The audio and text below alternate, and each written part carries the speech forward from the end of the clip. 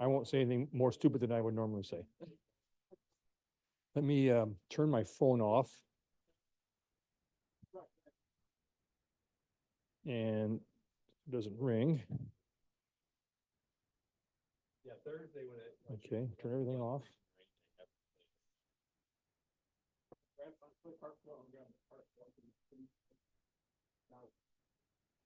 Anyway.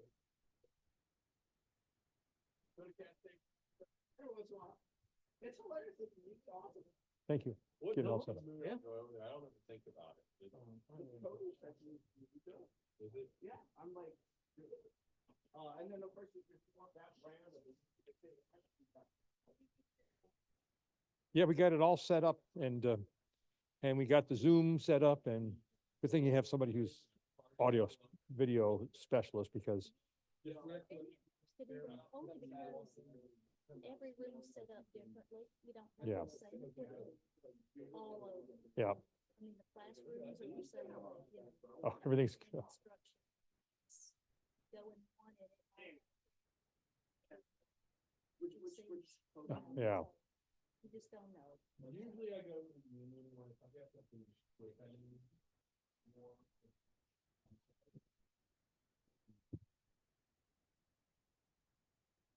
Nobody buys it all in one. Right.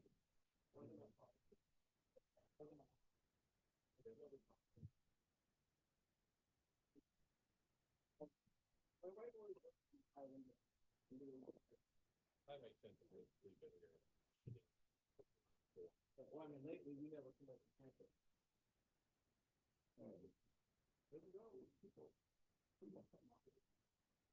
People loving people. It's the kindest people. I work for services. Okay. So any of the professional services at the university, Michael Allen, good friend of mine, and Good morning, sir. You look stylish. I like that look. no, I was trying to match you. It's gonna be hard though. You're cooler than me, so we can get away with whatever you want to wear. If I don't dress up, people think, oh, what's this guy? Tim was saying it says somewhere that the zone is where this is. Oh, so we should probably go tell people. Well- they're coming to the- Well, the zone is locked up, so if they got in, they probably, so. We just didn't have somebody standing out there. So where did it say, so the invite said here, did the? Well, was the banner? video marquee, Yeah. that had Bill's face on it, that's the zone. See, that will scare people away. Good morning, how you doing? Good. You're here to hear the same thing over? I am ready to go. All right. First thing in the morning.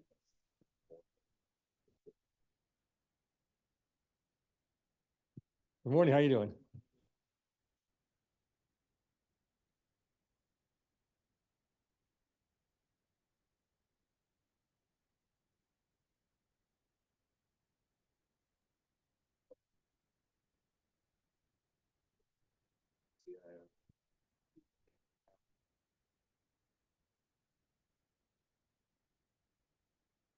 You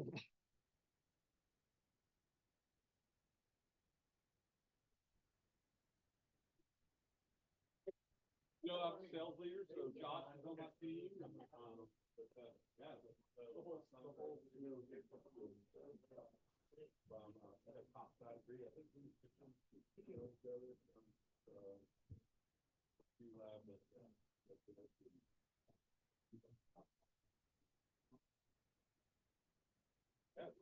He's kind of the man of the moment, so. Yeah, well, hopefully he knows how to run the tech. pretty exciting, new places, having an IT background, I thought it helped as well.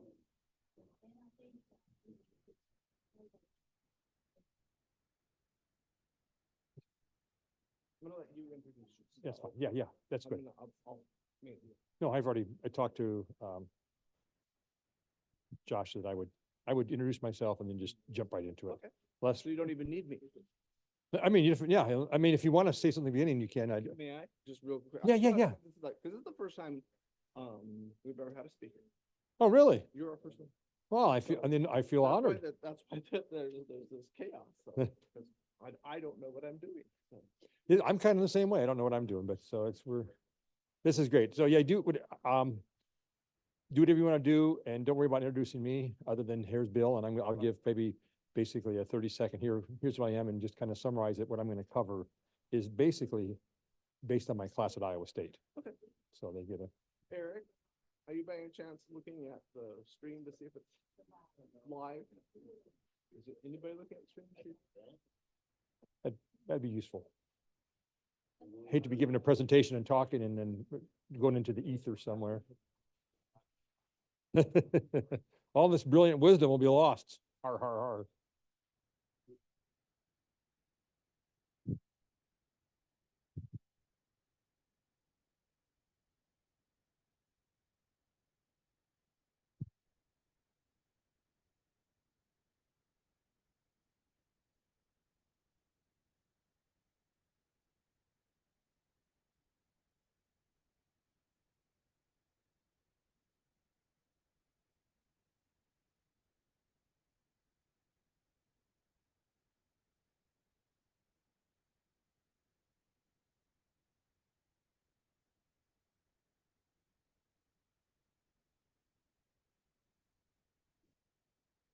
Yeah.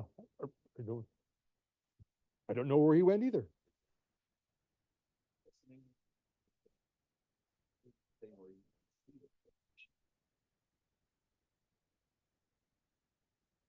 Good morning. Good morning. Good morning.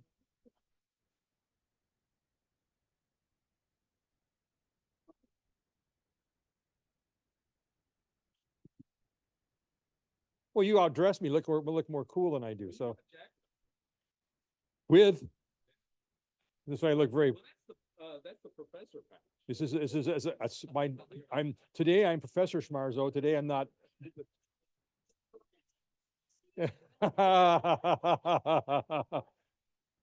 When I go to a ponytail, you know it's time to stick me in the ground. But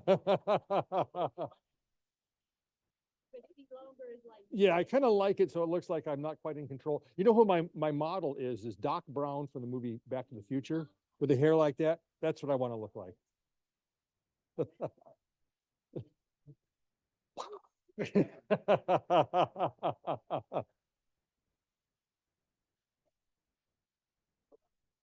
That's what I'm saying. Is it on? If anybody's online, can they see the? Oh, All right, you can hear so all- just go ahead and kick it off then. Let's do this. All right, well, then we'll get started. Yes, you can see it over there. The camera's right over there. So you can't hide. Okay. You can run, but you can't hide.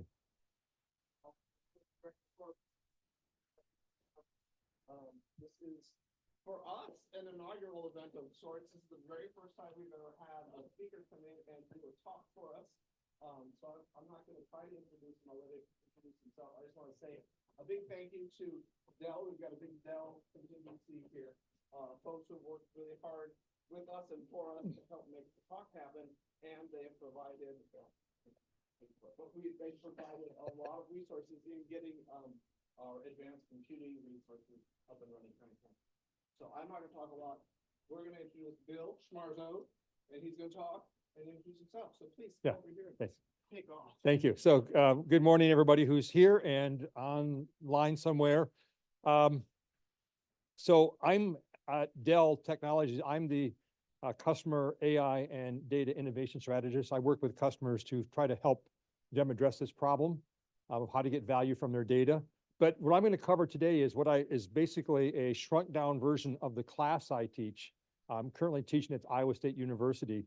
And the class is designed to prepare non-data scientists for how to get value from their data. In my role at Dell, I get a chance to spend a lot of time talking to chief data officers. And the common theme that I hear when I talk to chief data officers is they don't know how to get value from data. And having that conversation with data scientists doesn't help because they don't always know how do you define and create value. So this is designed for everybody else. And the roles that you need to play as a citizen of data science and understanding how to get value from data. So again, 60-minute version of my 36-hour class. If I put you through the 36-hour class, you'd be bored to death. Most of my students are anyway. So let's just jump right into this thing. This phrase, these 5 words set the stage for our entire value conversation. And I know that there's a lot of folks who like to debate the data is like oil. You got to engineer it, you got to refine it, you got to mine it, all this other sort of stuff you talk about it. And that's kind of navel gazing, to be honest with you. It's not really relevant. What's really relevant in these 5 words is that in the same way that oil was the catalyst that drove the economic growth in the 20th century, that data is going to be that catalyst that drives the economic growth in the 21st century. Then when we talk about data, don't talk about it as if it's something that comes out of IT. Don't talk about it as if it's IT's problem or it's a byproduct of the business. Data is an economic asset. And the sooner we start to embrace economic concepts around what data can do for us, the more straightforward, I won't say easy, the more straightforward it will be for us to figure out how to get value from data. Now, this game of data as an economic asset is already being played out right in front of us. And what's happened over the past 45 years is that the most valuable companies in the world have transitioned from companies that were purveyors of products and services to companies that are purveyors of knowledge. And what they're doing is that they're mining their customer product services and operational insights, these predicted propensities, and they're embedding them into their products and services to be more relevant, more meaningful, and drive improved outcomes. Right? What I like about this chart in particular, so we do see this transition. And by the way, the 4 of the next 5 on this list are also companies that are focused on how do I leverage data to create more value. But look at the white and red lines. This is a problem. We teach our students along with a finance mentality. And a lot of that finance mentality looks at value creation from a tangible assets perspective, things that I can touch. And what's happened is this asymptotic growth of intangible assets, these insights about your customers and your products and your services and your operations. These companies here have mastered this because they've leveraged what I call the data innovation index to create new sources of value. So people see this and they say, oh my gosh, we got to be like these people. We must become data-driven. Data-driven, right? You hear it like, people walk around, it's like in Game of Thrones, and they're walking down the street saying, shame, shame, shame, right? This is the data-driven, data-driven, right? The problem with data-driven is that organizations are actually failing at becoming data-driven. This research from the New Vantage Partners, which has just recently validated that the number of companies, the number of organizations, the number of people who are becoming successful at becoming data-driven is falling off. Companies are giving up. Nearly 10% of the companies in their survey have given up on trying to become data-driven. So think about this. Data is an economic asset. These companies on the right-hand side of that chart are creating more sources of value from their data, but being data-driven fails. Seems like one of these sort of things, but it's not.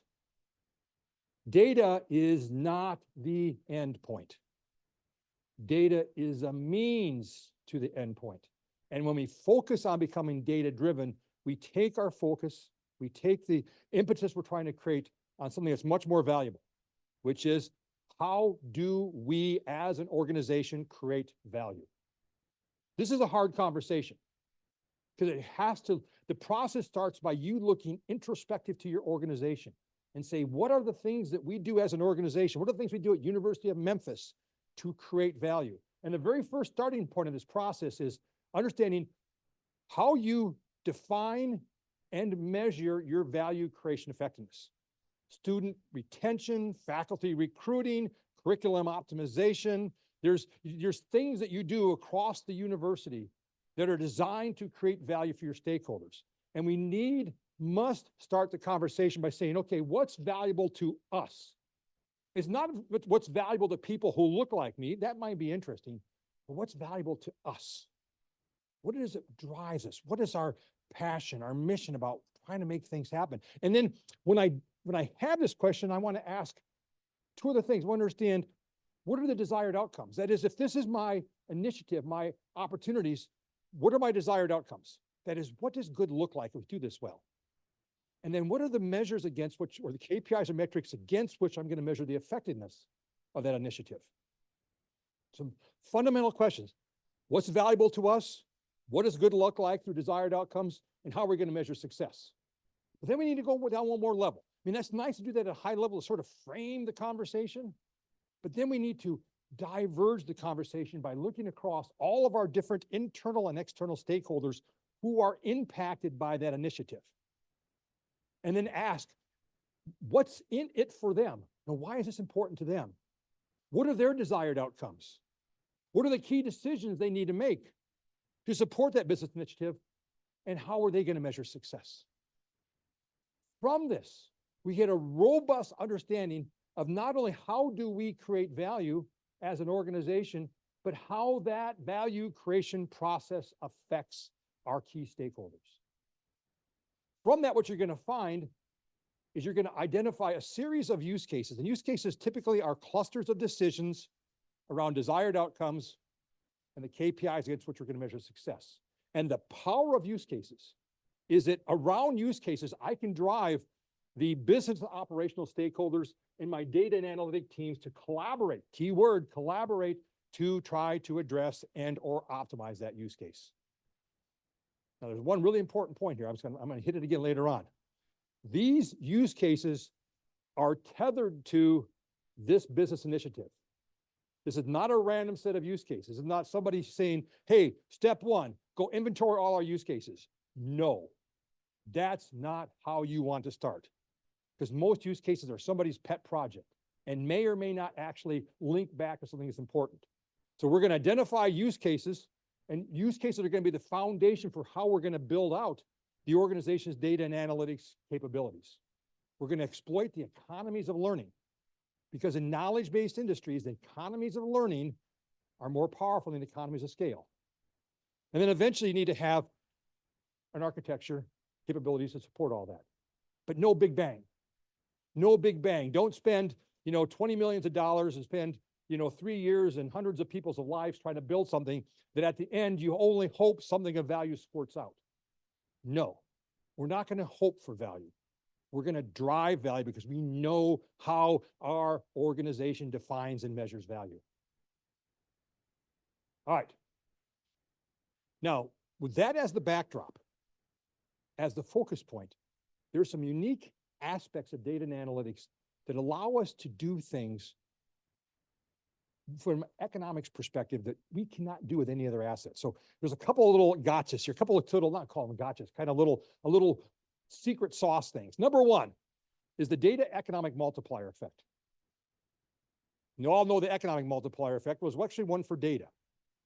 And it basically says you have an asset that never depletes, never wears out, and if architected properly in a shareable environment, properly governed, that same data set can be used across an unlimited number of use cases at zero marginal cost. We've never seen an asset like this. The companies on the far right-hand side, they have cracked the code on this sometimes many years ago. And we're just starting to figure it out. Wait a second. This is an economic asset. Now, I do want to make a little lecture point here about the difference between accounting and economics. All right. We're going to go back old school. We're going to go back to Wealth of Nation, Adam Smith, 1776, right? A good year, by the way. And we think about the difference between accounting, which is how we teach most of our students how to determine value. Accounting is a methodology for valuation that's based on what you paid to acquire something. So you got me here and I got an Uber driver here, and we both go out and buy a $40,000 car. From an accounting perspective, the value of that car to both of us is $40,000. Economics is a value in use methodology for determining value. So that $40,000 car for me that's sitting in my driveway in Des Moines, Iowa, covered with snow and ice, is not worth $40,000, probably closer to 12. right? Maybe 10. The Uber driver, on their hand, is using their car to drive people around, make money, deliver goods, make money. And when they're not driving it, they could be leasing or renting it out to their friends who can drive it and make money. So value in use is an economics concept. And we start thinking about this as an economics conversation, then we start seeing things like this data economic multiplier effect pop up. But there's one other thing here that happens too, and that's how we use AI. We can actually use AI to create assets, products, services, policies, procedures that can actually continuously learn and adapt and depreciate in value the more they're used, not depreciate. Think about the Tesla, right? In it sits a AI agent called FSD, the fully self-driving module. It's a learning device. And every corner it turns, every time it passes another car, every time it avoids a pothole or doesn't avoid a pothole, it is learning. It's constantly learning, so it becomes more reliable, more predictive, more safe, and ultimately more valuable. So we can leverage AI to not only help make this car or our vacuum or our policies and procedures or our trains or our tractors more appreciated in value the more they're used, but what happens is we actually leverage the law of compounding, which says that small series of improvements across a wide range of use cases actually can create a material impact that we probably can't achieve from a big bang approach, because the economies of learning in knowledge-based industries are more powerful than economies of scale. So keep that in the back of mind. We have two things, right? Data economic multiplier effect and our ability to use AI, architect AI, to build AI models, to engineer AI models that can continuously learn and adapt, sometimes with minimal human intervention. How do we apply this? Well, it starts by understanding that every organization is governed by the economic value curve. And what the economic value curve states is that across a large number of independent variables, I'm trying to influence and optimize a particular dependent variable or outcome. So let me kind of explain this with an example. Let's say that I'm a large manufacturing plant, and I'm trying to make sure my plant doesn't go down. Plants goes down, I'm not producing things, not making money, all kinds of bad things happen, right? So I spend more and more time on maintenance, replacing parts, doing maintenance on them, fixing them, et cetera, and with the goal of improving uptime. Unfortunately, there's this law of diminishing returns, which is a fact because it's a law, so it's got to be a law, it's got to be real. It says at some point in time, the more money you spend on these independent variables and the cost of maintenance in this example, the less and less impact you have on the dependent variable or the outcome. That you can spend more and more money, but eventually you get less and less for it. In fact, at some point you actually can crowd it out. You can spend so much money that actually the results go the wrong direction. Well, how do we address this? I mean, it's a law of diminishing returns. How am I going to violate this? Requires a different sort of mindset and how we're going to approach this conversation. We're going to leverage a technique that I was part of uncovering at Yahoo called nanoeconomics. And what it is instead of making decisions on the parts that need to be replaced based on the average life cycle or average lifespan of those parts, I'm building very individualized predictive models on each and every one of the entities that comprise my manufacturing plant. So I know at an individual level, the remaining useful life, their power production, their power consumption, and when ideally is the right time to replace them. Instead of replacing a compressor every 3,000 hours, because on average it breaks down in 3,000 hours, if I wait for on average to break down, I've missed half of them, have already broken down, and I've replaced half that don't need to be broken, need replaced, right? But instead, I get at a very granular level and make these prescriptive decisions to know exactly when to replace a part, what inventory am I going to need, what consumables am I going to need, what technicians with what kind of training at what time, how do I schedule that? I can optimize every aspect of that decision and the management of that to actually do more with less, to actually spend less on maintenance because I'm much more focused, much more efficient, and actually drive an improvement in uptime. And it's built on this concept called nanoeconomics, right? Which is basically the economic theory of how do we build predictive models on the behaviors and performance of each of our individual entities, whether they're a human or a device. So think about your students, right? Think about if you're a hospital yesterday, we were talking about patients and doctors and nurses. I can get very prescriptive at an individual level. What's interesting about this conversation, this is the big data, this is the heart of the big data conversation, but most organizations missed the importance of the big data conversation. They thought big data was about volume, not about volume. It's about granularity. It's about the fact that at Yahoo, I had 500 million visitors a day coming to my website, and I had less than a second to figure out what's their value, how much am I willing to bid for them, what are they interested in, what ad to show them, and where to put that ad.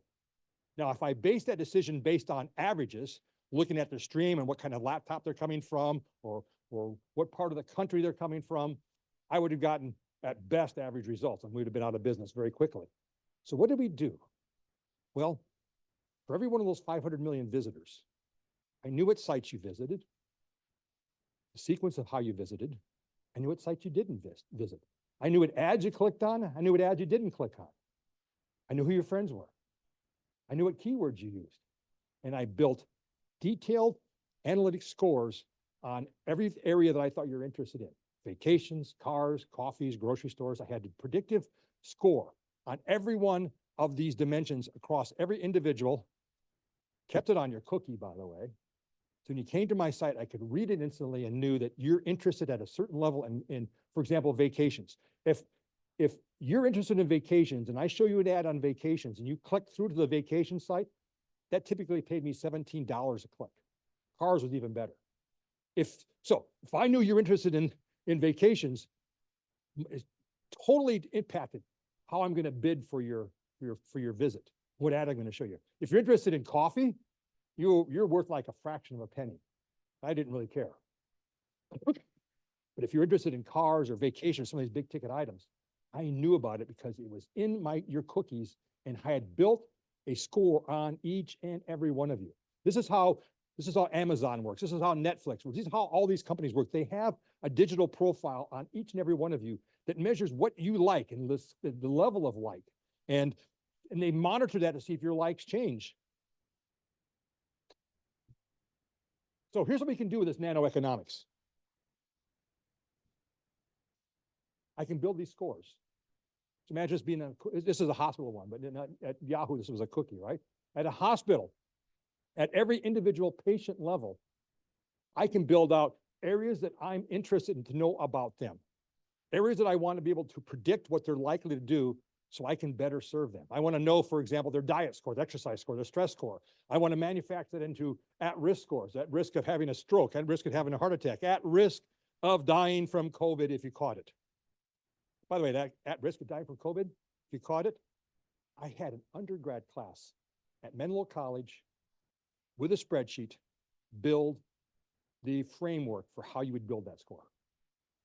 Guess who they talked to identify the variables and metrics that were most likely predictors of your dying from if you caught COVID. They interviewed the nurses. They interviewed the doctors. They interviewed the technicians. They didn't waste their time with executives who didn't know what the hell was going on. They didn't waste time with some of the big medical organizations who didn't really know what was going on. They talked to the front lines. And we're going to talk about the importance of bringing the front lines into this process. They're the secret sauce. They're the ones who can tell you the variables and metrics that might be able to better predictors of performance. So if I have these scores and I can monitor them and see if they change, I can use these scores on a use case by use case basis to drive precision decisions. I can reduce hospital-acquired infections. I can reduce unplanned readmissions. I can improve quality of patient care. I can improve medical effectiveness, right? I can improve everything because I'm making decisions not on averages, but on the propensities of each individual patient, matching them with the right nurse, match them with the right doctor for the right treatment at the right location. You think all these things start converging together. That's the heart of nanoeconomics.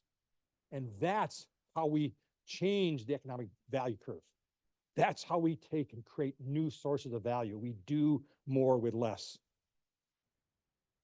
So how do we create this culture? Because I talked earlier about how do we bring the front lines into this process? Because if we're trying to identify those variables and metrics that are better predictors of performance, it's not your data science team is going to know that. I mean, you might have some people who have subject matter expertise, but it's the people in the front lines of customer engagement and operational execution. So what we do is we leverage a technique called design thinking. How many people here have gone through a design thinking class? Okay. Design thinking, which is made popular by Stanford at the Stanford Design School, is a technique for empathizing with your stakeholders and trying to not only understand what the requirements are, but to create a culture of empowerment so they can feel free to ideate, share ideas, be wrong, and learn from being wrong. So this process is very much around empathizing with your stakeholders. And what we talked about early, defining what their point of view is, what they're trying to do, what their desired outcomes are, trying to ideate with them about how do we help them achieve that? How do we build prototypes and learn and test and creating this cycle of rapid iteration, rapid trial, rapid trying, and learning through failure.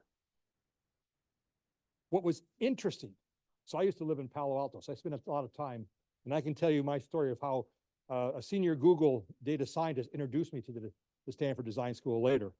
But what I realized as I was going through the class, having that I was running a data science team, trying to figure out how do I help them be more effective, is that the data science process and the design thinking process were literally different sides of the same coin. That what we were trying to do in data science is exactly what design thinking is able us to do. That we try to understand and empathize at the very front, to understand what we're trying to solve. We synthesize and define, we ideate, a lot of ideation, a lot of co-creation, a lot of co-collaboration. We try, we tune, we test, and we learn. There's only difference is that one of these is focused on how do I unleash the learning power of machines. The other one is how do I unleash the learning power of humans? The forgotten equation in the AI conversation.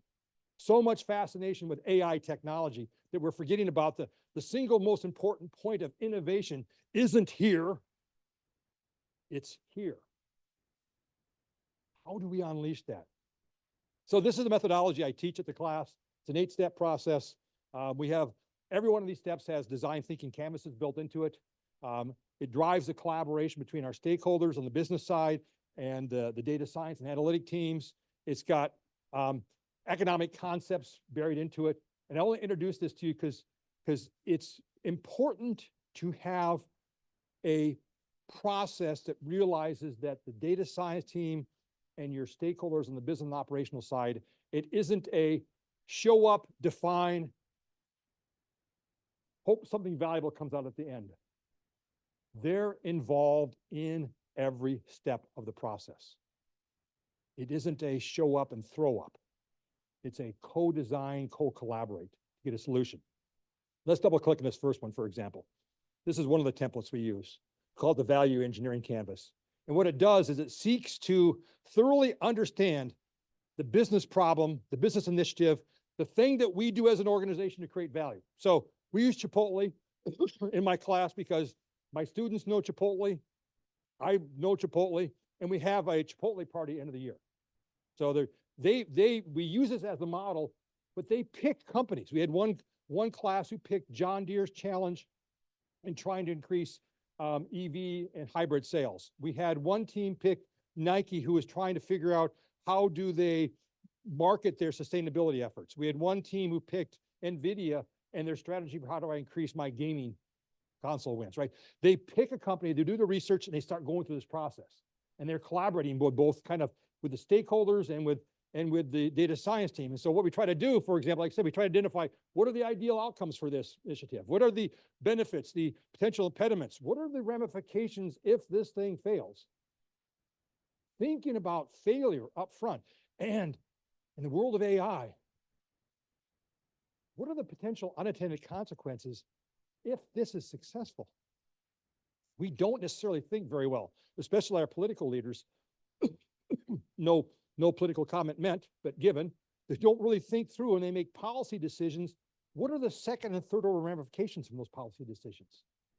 So the reason why we go through this brainstorming process And Josh, what's the most important phrase when we go through this process? Right. All ideas are worthy of consideration. One of the key philosophies of design thinking is that all ideas are worthy of consideration. Doesn't mean all ideas are good, but it means you give everybody a voice to share an idea. Because if you don't have enough mind moments, you'll never have any breakthrough moments. So we're trying to create more and more mind moments. So we go through this process, we capture all this thing. There's Post-it notes all over the flip charts. There's, the room is covered with Post-it notes and flip charts and markers and ideation happening like mad. But there is a goal to the madness. And that is what we want to do. For all these different things down here, the ideal outcomes and impediments and failure ramifications, unintended consequences, what are the KPIs and metrics that we can use to try to measure those, to try to monitor those, to in some cases avoid them or mitigate them? All the time here, what you're seeing is this drive to capture very robust set of KPIs and metrics. I want you to put a mental pin in this slide. We're going to come back to it in a second. I'm going to show you why this is so important. Let's talk about AI. What is AI? All right. First off, there is a fundamental change happening in the world of analytics. We've been struggling with the world of monitoring analytics, BI, right, data warehouses. Still, many organizations struggle, but over the past 10, 12 years, we've become much better at optimization, optimizing inventory levels, optimizing marketing campaigns, optimizing customer. We're getting better at optimization using some machine learning, unsupervised machine learning, and regression models and clustering and association rules. We're getting better and better at doing that to optimize key processes, key outcomes. But what's happened in the last couple of years is a new type of analytics. It doesn't seek to optimize as much as it seeks to learn and adapt. Think about how an autonomous car works. And by the way, the technology they're using is this idea called reinforcement learning. It's the technique that Google used to beat Google Go and StarCraft and everything. It's this idea that I can build an environment that's continuously learning and adapting. That's what an autonomous car does. It uses reinforcement learning to continuously learn and adapt. And so we're entering a new phase, which is really closer to what the vision of what AI, this AG, artificial general intelligence, is all about. But the idea that I can start building assets, products, services, policies, procedures that can learn and adapt, sometimes with minimal human intervention, is opening up all kinds of doors. And as we know from all the press, all kinds of fears. Right? They're going to take my job. We're going to have terminators here. What's going to happen? So let's understand how this autonomous analytics works. First off, AI starts by understanding what is it you're trying to accomplish and what are your desired outcomes. Sound familiar? Right? What's my intent? And then what are the KPIs and metrics against which I'm going to try to measure that, which find their way into the beating heart of my AI models called the AI utility function. Now, the AI utility function is comprised of all these variables and metrics, fancy formula that says basically the metrics have weights. I've got a wide range of variables and metrics, and I'm going to have weights, and their weights are going to change based on my intent. I'm going to walk you through an example of that. So this is like this constantly learning process here. Every time a car passes another question, every time somebody applies for a credit card loan, every time somebody applies for access to a network password, right? This thing is constantly monitoring and learning and using the variables and metrics to make sure that it makes the right decision at that point in time. And remember, these are point in time decisions. That autonomous vehicle is driving along, is using these variables and metrics to make a decision right now about what to do about passing this car. 10 seconds later, it's going to make a different decision about making a right turn when there's pedestrians there, and the weights are going to change, but the variables don't. So our ability to build and identify a robust set of variables is critical. And this is the opportunity for humanity, because we're looking not at just operational metrics. We're broadening the conversation to look at customer, employee, partner, environment, community, diversity, ethics. All of these variables and metrics must be integrated into the AI utility function. Because in the same way that humans struggle to make decisions and have to balance and trade off of different variables and metrics, so must the AI model. We must build conflict into the AI model so it has to make the same difficult choices that we as humans have to make. Let me walk you through an example. So I won't make you do this, but one exercise I do in the class is we say, what are all the variables and metrics you might want to consider if you're going to go out to eat? And they break them into their teams, and they, lots of ideas popping up, all the ideas are worthy of consideration, and they come up with a pretty robust list, right? Affordability, convenience, outdoor dining, quality of food, employee wages, they're all the kind of things they might want to think about. Again, think about that economic wheel. We're not just looking at operational. And by the way, we're not focused on lagging indicators. AI does a really crappy job of optimizing things that have already happened. We're always looking for leading indicators. So we're looking for all the kind of things here that might impact our choice. Now, here's where it gets interesting. Let's say my intent. It's Wednesday, I just got out of class, I got homework to get to, I just want something quick and cheap. The variables don't change, but the weight of those variables do. If my intent is a quick, cheap, adequate meal, then affordability, convenience, parking, travel distance, promotions, can I get it cheaper, previous experience with that account, these are the variables I'm probably going to weigh more highly, right? Given my intent, these are the variables that are most important, given that intent. But let's say, hey, it's Friday night. I got to take my wife out. I want to kind of impress her. I want to have a date night. Guess what? Ambiance and food quality and the cleanliness and uniqueness and service quality becomes important. Variables haven't changed. What has changed are the weights of those variables based on my intent and my desired goals. So you can see that I'm constantly making trade-offs. Think about the trade-offs you have to make, or at least I have to make, when I go to the store and I'm trying to figure out what kind of cereal to buy. Am I feeling kind of fun and jazzy and buy Captain Crunch, or I'm tapping my belly and saying, well, maybe I better go something like, something a little more healthy like oatmeal, right? I'm constantly, as a human, think about the decisions you make every day. And those decisions are always weighing all the different variables and metrics. Or AI models must do the same thing. Because if they're allowed to optimize without conflict, they make decisions billions of times faster than us, and they'll optimize us right out of existence. We must build conflict. Oh, by the way, there are techniques, mathematical techniques out there that we can use to make sure that AI models can make decisions that conflict with each other. Remember, it comes back to intent. What's important today may be different tomorrow based on my intent. Remember I said that pin?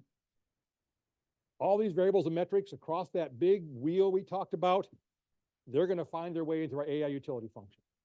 So the stuff we're doing here to bring in a broad perspective of stakeholders, understand their desired outcomes, their decisions, and the KPIs and metrics are all going to find their way into a massive AI utility function that's going to be constantly making trade-offs as what is the right decision at this moment, given my intent. So the power of bringing people in this process is critical, which leads me to, this is a little sub-track. Generative AI, what does it mean? Right, what does Chat GPT mean to you as a researcher? What does it mean to your students? Well, here's what I tell my students, that the days of being able to advance in life because you can memorize and regurgitate knowledge are over. Chat GPT is much faster and broader at being able to find definitions and theorems and bring it to me. What is going to have to happen for me as an individual to thrive in a world and leverage Gen AI is understanding, how do I apply that knowledge? It's not the memorization and regurgitation, it's the application. And how do I turn Gen AI into my Yoda, your own digital assistant, right? Gen AI is a marvelous research tool, and using techniques like RAG and other sort of things, you can make Gen AI really effective in doing research for you. But It should not make decisions for you. The autonomous vehicles are not using Gen AI to make their decisions. Right? The engineers who are designing it may be using Gen AI to help them identify other variables and metrics, but it's really still on you as a research assistant. It helps you to analyze and find data. It's a powerful tool if you realize it's not a one-off question and answer. I'm going to ask you to embrace your inner Socrates, the Socratic method of asking more and more questions. So if you have a question about, hey, ChatGPT, tell me about the situation, and it gives you an answer back, you want to start probing. You want to ask it, can you clarify for me? Can you show me the site sources for that? What about this? What other risk might be? You want to use and have a conversation so you make sure the information you get back from your ChatGPT is thoroughly vetted before you start acting on it or putting it into research papers, whatever else you've got. Right? You need to make sure that this is a conversation you're having, and the quality of the Gen AI or ChatGPT responses is entirely dependent on how effective you are in engaging it through a series of prompts. It will do a lot of work for you. It won't replace you. It will make you more effective. Again, think Yoda on my shoulder saying, I love to ask questions. Hey, if I miss something, right? I used to ask a question all the time. I ask a bunch of questions. I'm trying to write a blog on something, right? And I'll say, if I missed anything, and it'll give me a list of things it thinks I've missed. It'll give me 5 things. 4 of them may be hocus pocus. 1 of them might be useful. You know what? I got that one of it, and it didn't cost me anything. It cost me the time to ask that question. Now I can contemplate that and figure it out.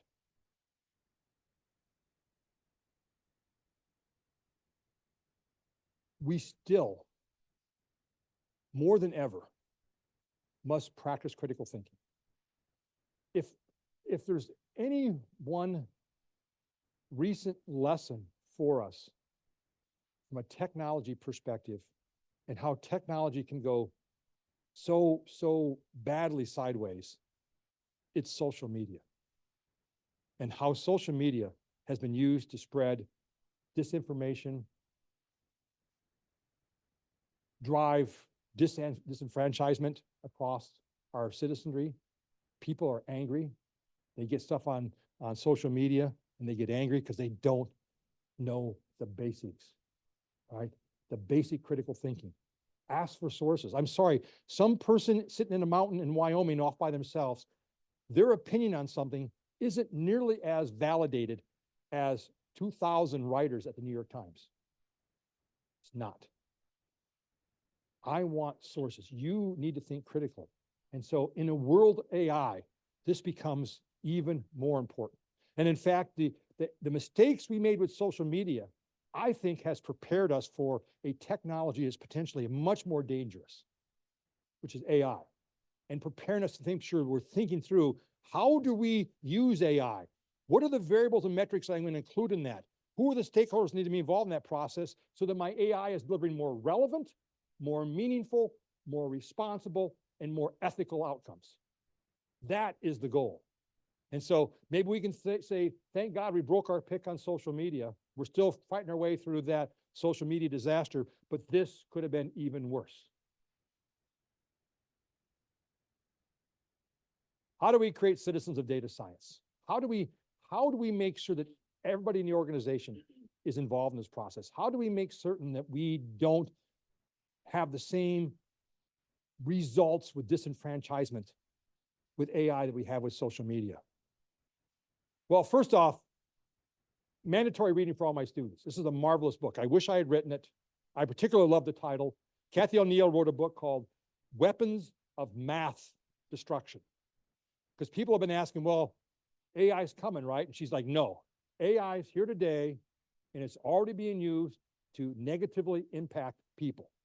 We're building models that do not have the right numbers of diversity of variables and metrics to ensure that we're delivering meaningful, relevant, responsible, and ethical outcomes. We see bias in employment decision, healthcare, housing, college admission, credit card, right? We're seeing bias, and she does a marvelous job. She's got a really great TED Talk on YouTube, well worth listening to, right? How these algorithms, no one knows what's behind them. No one's aware that algorithms will be used to impact their life.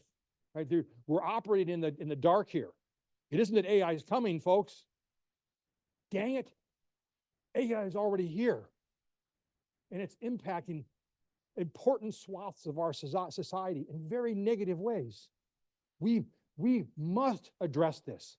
And to address this, we need to think about, the challenge with confirmation bias of only being fed the same information over and over again, not being fed the other side's opinion and perspectives. And I talked about the unintended consequences.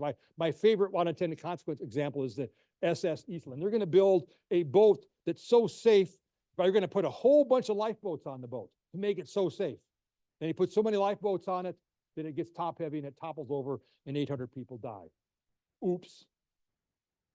Now tell me that somebody, an engineer, couldn't look at that and say, wait a second, become Tom Hanks in the movie Big.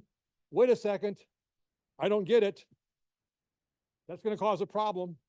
This happens when you don't broaden the perspectives of the people who are bringing into this process. This should have never happened. These things should have never happened if we had more people who were involved, empowered to be in this process.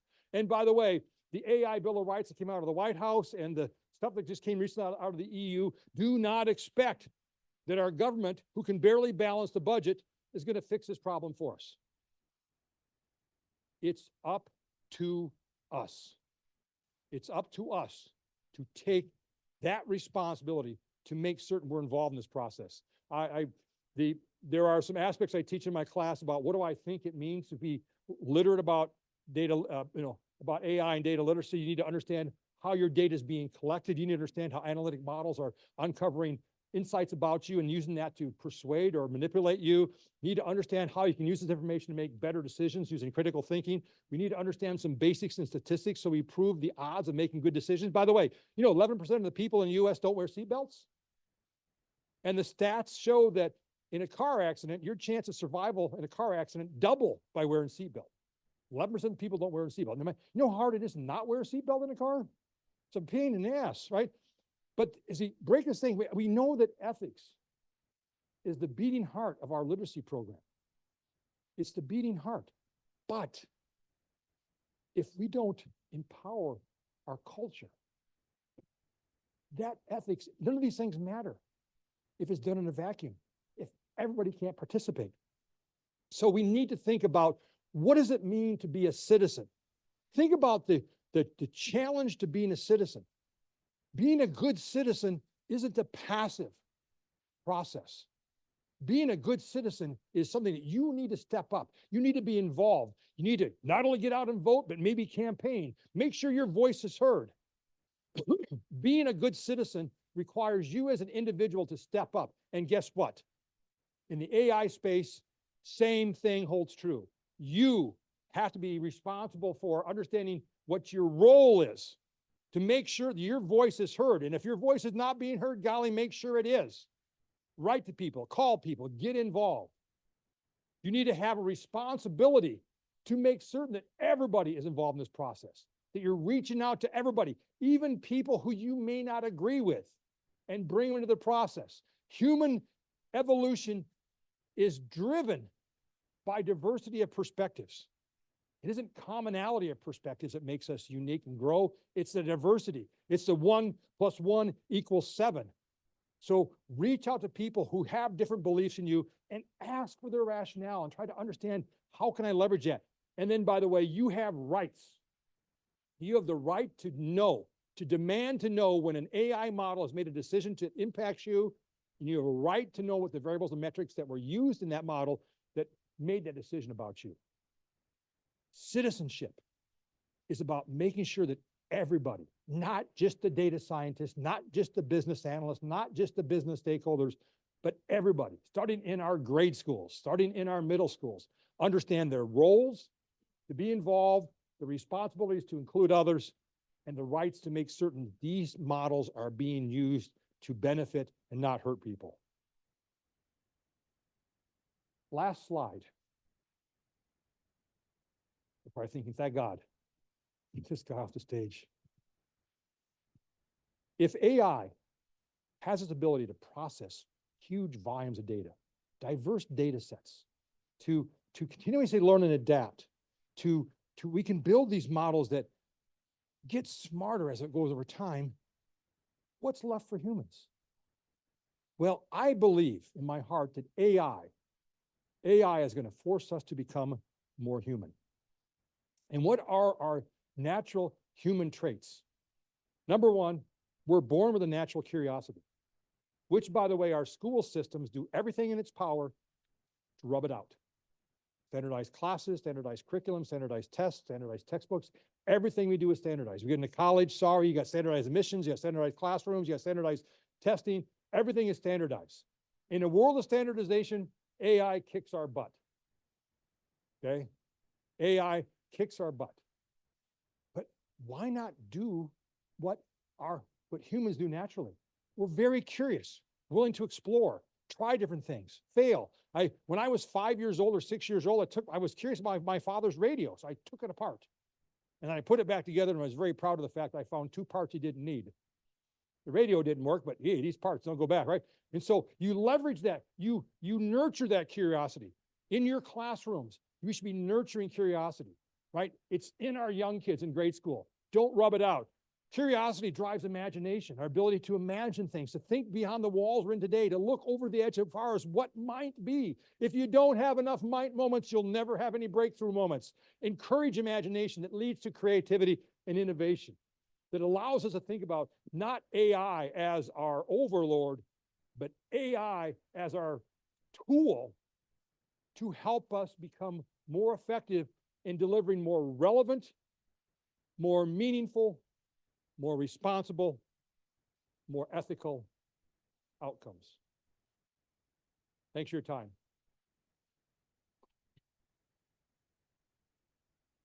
Got some questions?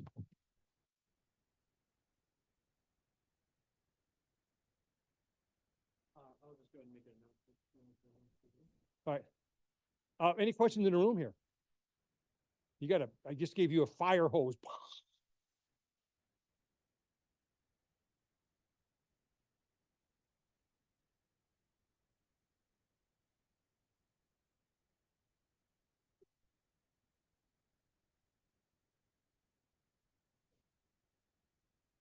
Data science piece of it, you know, we want to go directly there first instead of really looking at the human aspect that would drive the data science. Amen. Yeah, so I mean, today was really enlightening for me. And I was online initially, and then I said, no, let me go down when I found out it was downstairs. So thank you for this, and quite interesting and informative. Good. Hope you feel empowered. Anybody else? Was it useful? So here's my homework assignment type question. And you don't have to do this to me, but if you have the gumption, you know how to find me, like Schmarzo. I'm on LinkedIn. Come join me in the party. But I would love to know, what are the 1 or 2 nuggets that you took away from this that you will actually apply? So I gotta be honest with you, as a teacher, I enjoy talking, but I enjoy even more knowing that I learned this and I can leverage this. I learned this and I can do this. I understand how this impacts my role and my job and my vision of the future. So if you've got it into you, find me on LinkedIn, Schmarzo. There's a couple other Schmarzos. They're all related, by the way. So you'll know me from my kids. So if you do have anything you want to share with me, please reach out. Please. There is a very vibrant community on LinkedIn. It's very different than Twitter and Facebook. There's people who are sharing marvelous ideas, who have different perspectives. They don't always agree, and that's okay. Any questions? Yep, we're good. How do you see healthcare being impacted by AI? That is a wonderful question. In fact, can I share a slide? Sure. The slide I had shown that I hid, and I'm gonna make us go back to that.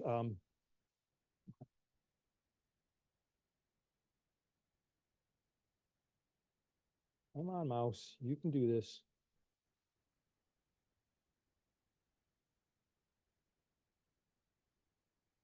Unhide it.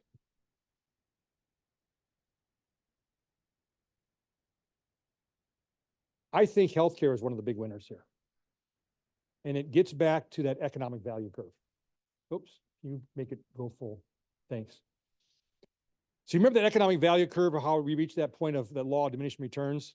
For the US, arguably our healthcare system has hit the line of diminishing returns.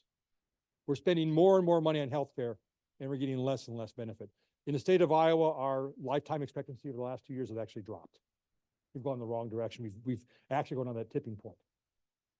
Leveraging AI, and in particular, leveraging nanoeconomics of the AI allows us to become much more focused on how we are delivering analytics at an individual level. Think about personalized welfare programs, personalized medicines, how we are helping on an individual basis to drive better outcomes, improve treatments, improve nursing effectiveness, improve doctors, right? We can get, that's okay. I think they can see it. But I think it's a great question. I think healthcare is a place that can benefit. Now, there's all kinds of challenges with healthcare. And that is the fact that there's HIPAA that protects data. There are inaccuracies in the data and how it's captured. A good friend of mine was sharing a story with me, and she was telling me that in their hospital, because of how they're paid by insurance companies and how pharmaceuticals work, that they sometimes re-engineer the drug codes so they get more money. So they're not actually putting in the accurate treatment. They're putting in a treatment that reflects them getting more money. We've optimized around money, and the problem is what it's doing is taking that data that's so valuable that we can learn from and making it worthless. So we have all these kinds of challenges in this space here. And healthcare is a tough industry because under a lot of scrutiny to make sure that we don't use that data inadvertently, and rightfully so. But if we can crack the code on that and find ways to be more transparent in how we're going to use data and be more accurate in how we're capturing the data to really reflect what's going on, again, healthcare is going to be one of the biggest beneficiaries here.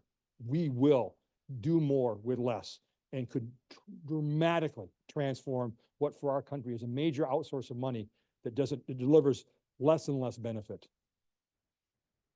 Yes, sir. Concerning the healthcare, but from the extent of broader use of that.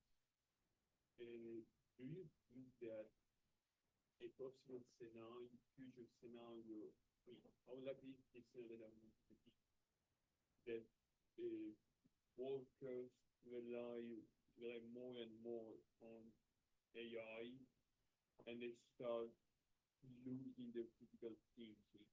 They just take with anyone that tells them and they. Yeah.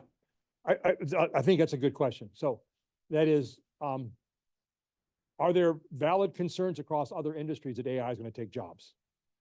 Right, and that, and it will, right? Now think about toll booths now. How many toll booths have actual toll booth person in it?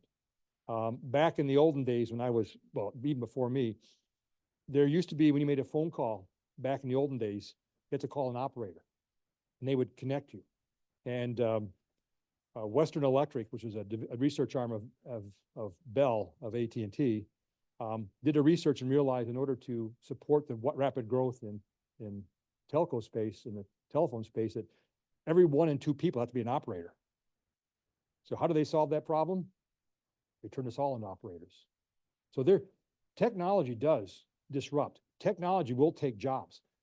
But if we prepare our people to understand that whatever your profession is, that AI, Gen AI and true AI can help you become more effective. But my lecture on future proofing says, you're gonna have a domain of expertise, right? You're gonna be good at something. Make sure you understand economics, right? People shy away from economics. They really go to finance, they really go to accounting. Accounting sucks, but sorry. They understand economics. Embrace design thinking. 2 people raised their hand in here on design thinking. Shame on you, right? You should all be deep in design thinking and how do I unleash that greatness, right? And so there's some things that we can do as humans to prepare ourselves for a world when technology is going to take more and more my task away. For example, personal example, I have a $2 calculator that does square roots faster than I'll ever do square roots. If my business was in square root optimization, I'm screwed, right? So it does square roots. I don't even worry about doing square roots anymore. I'm not even sure how to do a square root anymore on my own. I don't need to. I can use the little bit of brain that cells that it freed up to actually spend more time on economics and design thinking, for example. Well, I just wanna.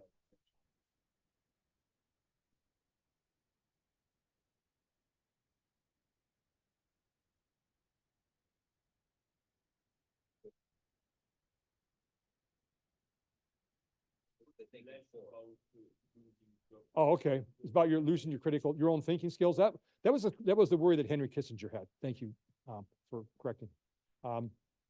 Is that will we lose our critical thinking skills? Good. I don't know. The students I'm teaching, I teach Yoda. I teach make it work for you. Don't make it replace you. You still have to, critical thinking, logic is more important than ever before.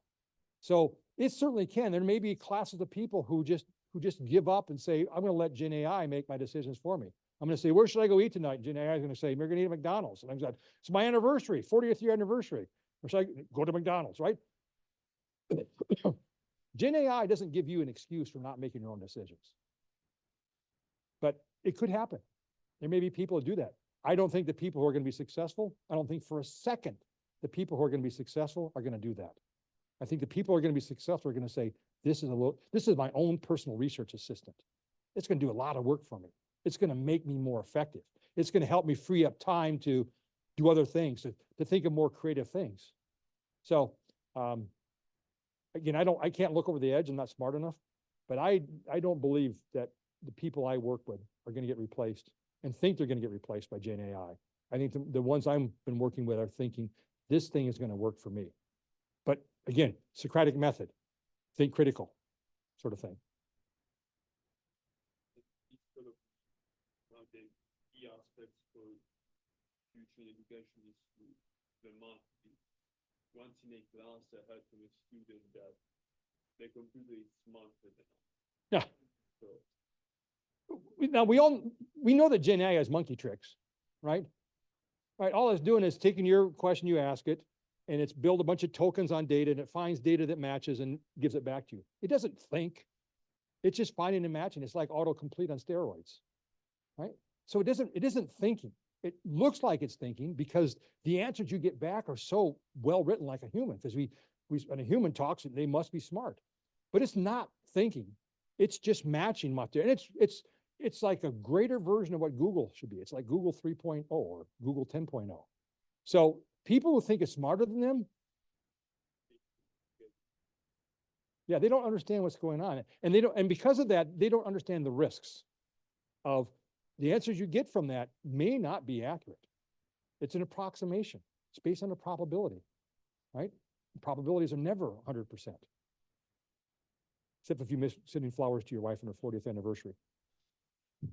Yeah, what you're saying on that, I've found using, the various, chat, things like ChatGPT, Perplexity, Bard. Yep. Being AI, I have found, I guess you would call them hallucination across those different ones. Now you have one or two with similar or alike information, but others without. And back to the critical thinking, I guess I'm still old school. I go do my own research, and then I use the AI model to validate what I've found. And I have found them provide information that was contrary to what I think. And then going back to that whole critical thinking and starting to probe question, where did you get your information? Yep. And ultimately, I had them come back and say, I apologize, you're correct. I provided some speculation. I had this methodology I showed you, the thinking like a data science methodology. Where did it go? Here it is. I guess what I'm saying, I don't rely, just don't want Totally. So what we are doing, the methodology, what I liked about your comment and what we're trying to do in our class, you do your research first. You do it on your own. You use that research to build the prompt against what you're going to enter into all, like I said, test 3 of them, test 4 of them, enter the same prompt, and then have it, can you know, ask it to embellish, ask it to validate, ask it to challenge you, to, right, and make it work for you. But you're right, in our class, we make the students fill out the templates first, and then they use the template, they type it up into a prompt, and they ship it back, they test it against it to say, if I missed anything, what else should I be considering? And even sometimes, like I said before, it'll give you 4 or 5 things. Maybe one of them will be useful, maybe 2, which is good. It's like I got it for free.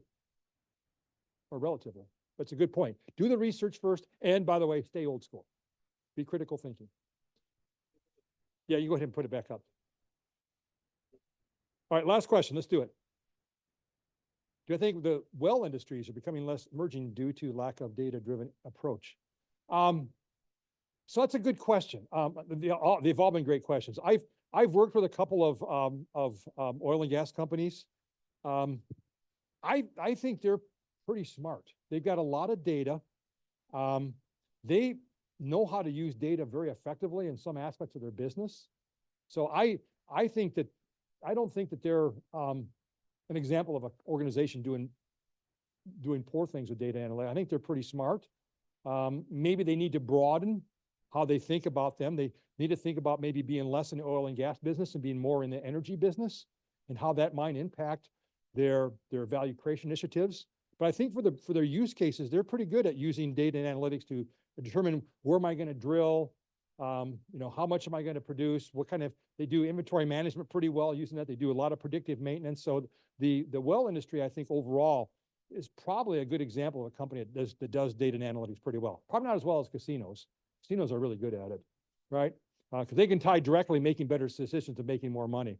So, but I think that the challenge for them is, how do I think more broadly about the fact that I should not just be in the oil and gas business, I should be in the energy business, and what does that mean more broadly? Because, you know, think about their distribution system and all the gas stations they have, and think about the challenge we're facing right now for EVs and having enough charging stations. Maybe that's a business they should get into. Actually talk to an oil and gas company about their plans to do that, leveraging all the assets they have access to. Anyway, I know we've run out of time. We've run over. Thank you very much for your time. Thanks. The questions were great.